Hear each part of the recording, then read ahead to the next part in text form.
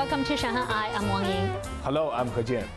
The 2025 World Artificial Intelligence Conference and high-level meeting on global AI governance opened during the weekend in Shanghai. And this year's WAIC featured more than 800 companies, with at least half coming from outside Shanghai and abroad. And they have brought 3,000 cutting-edge AI products, including robots, AI models, and driverless taxis. Zhang Shixuan was there to figure out how the new forms of AI are being applied.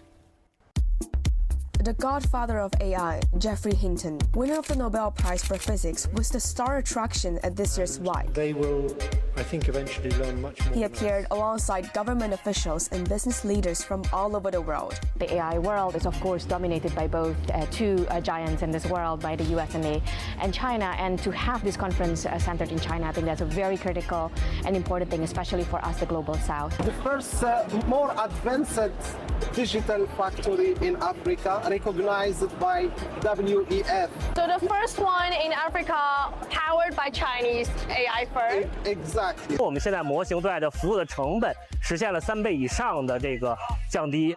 But the event was also a showcase for some of the latest in AI-powered tech, including one that's getting the green light for commercial operations in China. First up, I'm going to have an AI-driven robot taxi. On Saturday, Shanghai became the first place on the Chinese mainland to issue the operational licenses for driverless intelligent connected vehicles. This is actually the first time I've ever taken a ride in a real driverless car. Look, there's no one in the driver's seat. People are riding in these cars in a lot of places, not just on the Chinese mainland. This robot taxi, developed by Chinese tech giant Baidu, for example, has also qualified for a license in Hong Kong and began testing in Dubai earlier this year. When you hop in one of these taxis, you can expect to get some attention from passers-by. But these vehicles have undergone plenty of testing. So I've got the fresh data from Baidu. These taxis are now available in 15 cities. More than 11 million rides have been logged, covering around 170 million kilometers.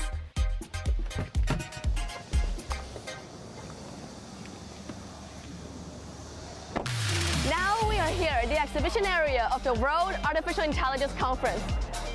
More than 100 new technologies made their debut in China or globally. Key highlights of the exhibition: 60 intelligent robots, industrial designs, and manufacturing solutions. Large AI models have been on the market for a while now, and obviously the crowd has spoken. Now is the time to take a serious look at the new AI applications in the industrial world, and more importantly, the cross-border collaboration on the development and use of these forms of artificial intelligence. Siemens is showcasing its industrial co-pilot agent system in China for the first time. It's a new system for factories that consists of a main AI agent and multiple smaller AI agents. One can send their instructions to the main agent, and it will then assign tasks for the individual agents at different manufacturing processes. Just like the thing you can see from here, actually we have a workflow. The orchestrator designed what kind of the workflow looks like, and then it decides what kind of agent is working. For this, we have like 6 or 8 agents here. Like more orders come in, and then the orchestrator saying, okay, the more orders come in, I need to plan to have more orders. I need to have more people working here. I need to have more machines ready, this kind of things, and get everything arranged and start to do the production line. We could improve the efficiency by 50%. The system is expected to be put into use in China by the end of the year. Will you use Chinese models when you introduce this co-pilot system to Chinese factories? That's a very, very important task for us when we're trying to bring this industrial co-pilot to Chinese market. Because Chinese market need different models, Chinese market need different platforms. We are working with our some companies here, and we will release that and announce that in a very short future. Closer cooperation with Chinese firms is a key topic for many other companies too. Nice to meet you. Welcome to Shanghai. Nice to meet you. We have in Morocco 3 plants, and this is a good example also of the collaboration between China and Africa, China and Morocco. The Smart Auto Supply factory in Morocco covers an area of 250,000 square meters. It produces 6 million aluminum wheels and 5 million aluminum casted parts a year. Most of the products are exported to automakers in Europe and North America. Thanks to the tech support from Chinese firms, the factories raised equipment efficiency by 17%. It was the first plant in Africa making this kind of technology of casting aluminium. We bring about 150 Moroccans to come to China and to be trained in some technologies, and not only in technologies, but also in cultural integration. Two of these use cases, it was a pioneer for the industry. It was the first time that we can see this, and now we are teaching some other companies to do the same what we are doing in Morocco, and to do it even in China, even in our companies, our plants in Mexico and in USA and in Germany. Local AI developers are already getting more overseas inquiries. 在今年预计将超过1000万的智能硬件将接入到我们的交互系统里。近期，比如说像日本和北美的一些海外的一些客户，其实也在跟我们做一些交流。On Sunday, the Chinese AI giant signed an agreement with the Indonesian government on a collaboration on AI ethics, education, and innovation. There is a clear sense that people want to cooperate in the AI space. And during the conference, Zhang Shixuan sat down with Indonesian Vice Minister of Higher Education, Science and Technology, Stella Christie. Miss Christie, welcome to Shanghai. Thank you so much. How many times have you been to the World Artificial Intelligence Conference? This is actually my second time, except that last year I was a speaker, but not representing Indonesia, but representing Tsinghua University because I'm a scientist. What's the current state of AI development and its applications in Indonesia? We are a very large country, 280 million at the moment.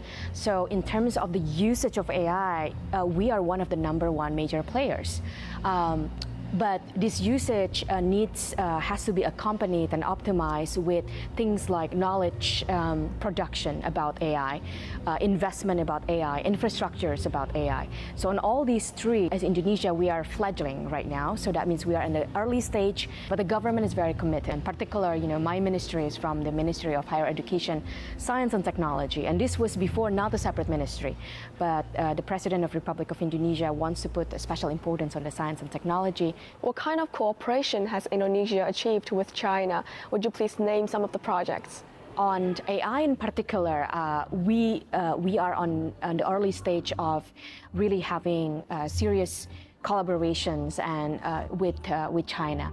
So we want to establish things like training curriculum directly in universities, in polytechnics in Indonesia. Because one of the biggest challenge usually is that the academia curriculum can be slow to catch up with the industry development. And if you have big leading companies like SenseTime to enter the training market directly, then we can bridge this gap. How would you evaluate Chinese AI developers' capabilities now? One thing that's very good about about firms, that they actually understand the market very well. So the demand and also the latest development. I have heard from many Indonesian researchers, industry, what we really appreciate from our collaborations with China is that we very much feel that we're treated as equals. And this is very important. Indonesian people feel that we are treated as equals, even though there are certain gaps in terms of the knowledge, in terms of the investment. What are your main concerns in terms of global cooperation and governance on AI? The major concern is to ensure that there is equality. Equality doesn't mean that it has to be the same in everything, but it means to have like a strategic vision about what are the strengths for each country and what are the strengths for the regions and the people, the subcultures of those countries, to make sure that we do not have monopoly and hegemony in the world of AI that will not bring benefit to humanity. And the second one, for governments to think about how do we really make sure that the people are going to be part of this AI development?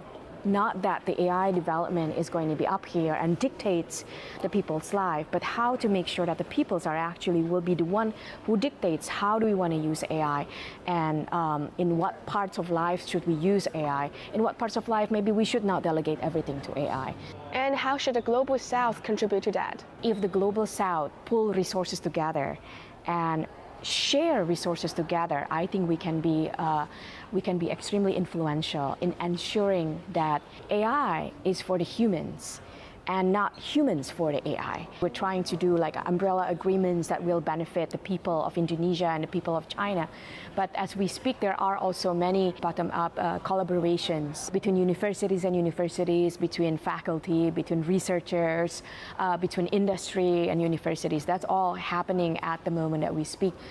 China has just proposed the creation of a new global artificial intelligence cooperation organization, considering its headquarters in Shanghai. What are expectations for that? I think my number one expectations for this organization is to include the major players that not currently necessarily thought as the major players, and so to include the global South. I think China has done a really fantastic job for that. We really appreciate China's leadership, but also China's inclusivity. So inclusivity is like the number one that we really expect for that. Together with that inclusivity is about the sharing.